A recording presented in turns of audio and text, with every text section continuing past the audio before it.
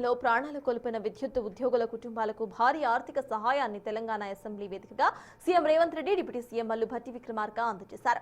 తెలంగాణ ప్రభుత్వం విద్యుత్ మరియు సింగరేణి కార్మికుల కోసం ప్రవేశపెట్టిన ప్రత్యేక ప్రమాద బీమా పథకం కింద యాదాద్రి భువనగిరి జిల్లాకు చెందిన వర్సు సురేష్, మహబూబ్ నగర్ జిల్లాకు చెందిన ముఖ్తార్ బేగ్ కుటుంబ సభ్యులకు ₹1 కోటి చొప్పున బీమా చెక్కులను అందజేశారు. ఈ బీమా చెక్కుల పంపిణీపై మరింత సమాచారాన్ని మా ప్రతినిధి హేమ అందిస్తారు.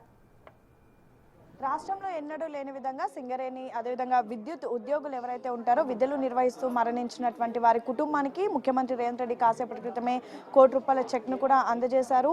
ఆ బీమా ఏదైతే ప్రమాద బీమాని కూడా అనౌన్స్ చేసినటువంటి పరిస్థితి రీసెంట్గా బడ్జెట్లో కూడా పెట్టారు. కాసేపటి క్రితం 2 కుటుంబాలకు కూడా ₹1 కోటి చెక్ని అందజేశారు. మనతో పాటు కుటుంబ సభ్యులు ఉన్నారు, మాట్లాడదాం. మన నమస్తే, ఎక్కడి నుంచి అన్న? భువనగిరి అమ్మ, మాది మోత్కూరు మండలం వస్తుంది, భువనగిరి జిల్లా మోత్కూరు మండలం దత్తపగూడెం గ్రామం. మాది మా అన్నయ్య అండి, చనిపోయింది. జేఎల్ఎం ఏంటన్న అన్న వర్క్? అన్నది కరెంట్ డిపార్ట్మెంట్ అండి.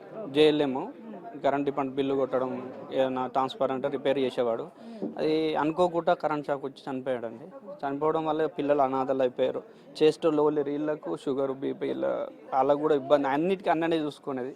ఇప్పుడు అలాంటి మనిషి మాకు లేక చాలా ఇబ్బంది పడిపోయినాం. ఇప్పుడు 5 నెలల నుంచి కూడా చాలా ఇబ్బంది పడినాం. మాకేంటంటే 5 నెలలు అయింది. లాస్ట్ ఇయర్ అక్టోబర్లో చనిపోయాడండి.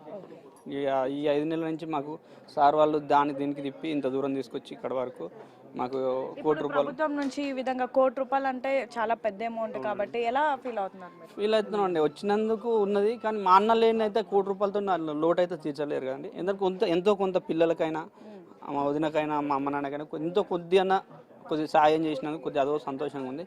కానీ బాధే ఉంది. ఇంకా అన్న ఉంటే ఇంకా ₹1 కోటి ఇంకా 10 కోట్లని సంపాదిస్తాడు మా అన్న. లేదు, ఒక చిన్న బాబు అండి. ఈయన ఆ బాబుకి ఏం సమాధానం చెప్పాలి? సురేష్, ఓర్సు సురేష్. సో చూడొచ్చు, ఇదంతా కూడా సురేష్ కుటుంబ సభ్యులు, 3 పిల్లలు కూడా ఉన్నారు. ముగ్గురు. సో ఒక్కసారి భార్యతో కూడా మాట్లాడదాం. అమ్మ నమస్తే, మీ పేరు? అనుష, ఓర్స్ అనుష. అనుష, ఈ ఎప్పుడు జరిగిందమ్మా? 5 నెలలు అయింది అంటున్నారు. 5 months అవుతుంది. అక్టోబర్ 30కి చనిపోయింది. సో ఇప్పుడు మీకు ప్రభుత్వం నుంచి అంటే మనిషి లేనిది అయితే తీసుకురాలేము, కానీ ప్రభుత్వం నుంచి ఇలా ₹1 కోటి ఆర్థిక సాయం రావడం ఎలా అనిపిస్తుందమ్మా? పిల్లల పేరు మీద పిల్లలకి లోటు ఉంటుంది కదా మేడం, తండ్రి లేని లోటు ఉంటుంది కదా, కానీ డబ్బులు ఉంటే కొద్దిగా రెస్పెక్ట్ ఇస్తాం అంతే. ఇంకా మీరు ముఖ్యమంత్రి రేవంత్ రెడ్డికి ఏమైనా చెప్పాలనుకుంటున్నారా? Thank you sir. ఓకే అన్న, మీరేమైనా చెప్పాలనుకుంటున్నారా ప్రభుత్వానికి? నాకు చెప్పరాలి, అంటే ఈ విధంగా డబ్బులు ఇవ్వడం, ఆర్థిక సాయం చేయడం అంతా చెప్పింది, కూడలు చెప్పింది.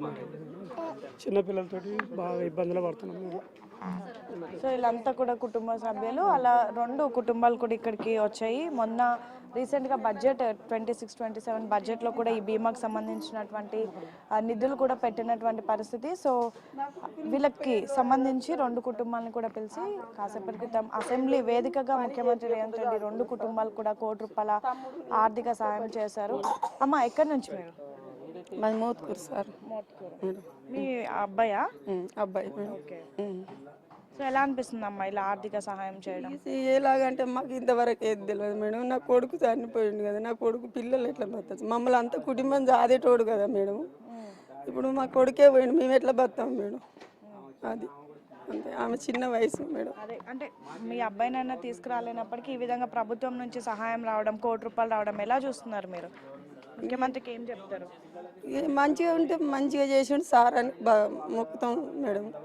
నా కొడుకు పోయినందుకని ఈ సార్ మాకు సహాయపడ్డాడని అంటాం మేడం, అంతే.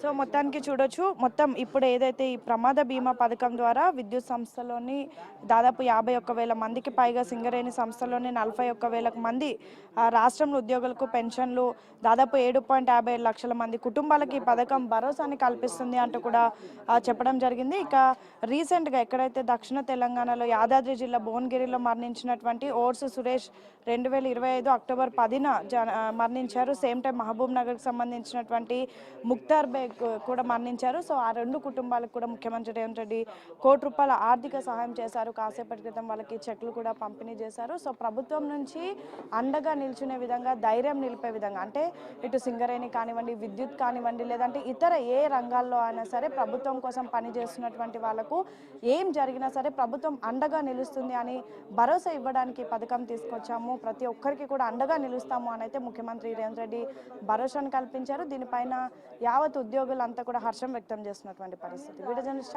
చైతన్యతో హేమ, బిగ్ టీవీ, అసెంబ్లీ.